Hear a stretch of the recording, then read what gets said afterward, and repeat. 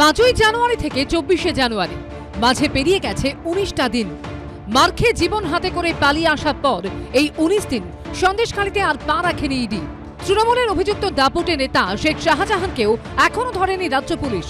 এই পরিস্থিতিতে কার্যত শীতঘুম থেকে উঠে সন্দেশখালীর বেতাজ বাদশাহ শেখ শাহজাহানের বাড়িতে হানা দিল ইডি।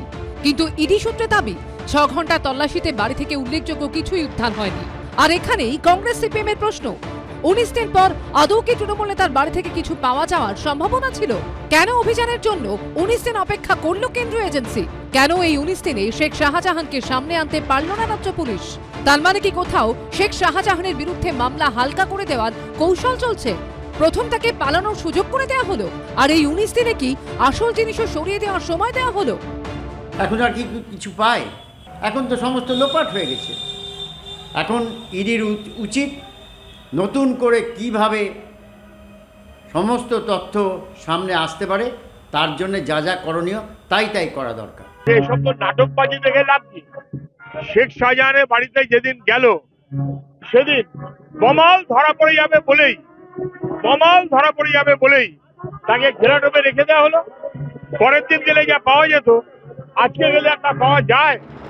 এই দিন শেখ শাহজাহানের বাড়ি থেকে ইডির সংগ্রহ বলতে কিছু নথিপত্র দেখা যায়।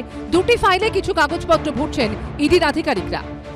পুরো ফাঁকা ব্রিফকেস, ফাঁকা ব্যাগ, ফাঁকা আলমারি এবং কিছু বাসন ছাড়া, কিন্তু কাপড় ছাড়া আর কিছু এই বাড়ির ভিতরে নেই।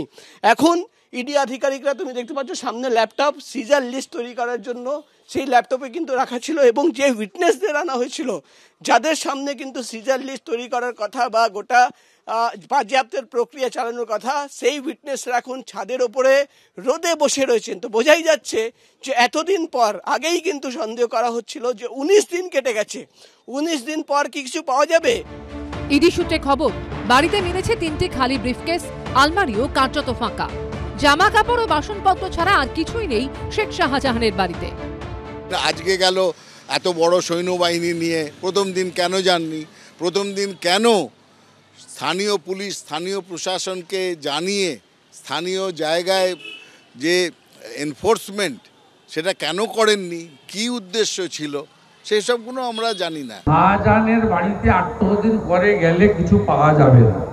শাহজাহানের বাড়ি থেকে 5 কিলোমিটার দূরে শামসুল সর্দারের বাড়িতে যদি যান, এক্ষুনি মাল পেয়ে যাবে। তাৎপর্যপূর্ণ বিষয় হলো, সন্দেশখালী কাণ্ডে গত 17ই জানুয়ারি এক পুলিশ সুপার ও এক সিবিআই আধিকারিককে নিয়ে সিট গঠন করে দেন বিচারপতি জয় সেনগুপ্ত।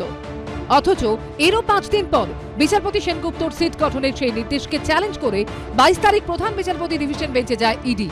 এই সময় নষ্ট নিয়েও প্রশ্ন তুলছে বিরোধীরা। প্রকাশ সিনহা, আবির দত্ত ও সমীরণ পালের রিপোর্ট, এবিপি আনন্দ।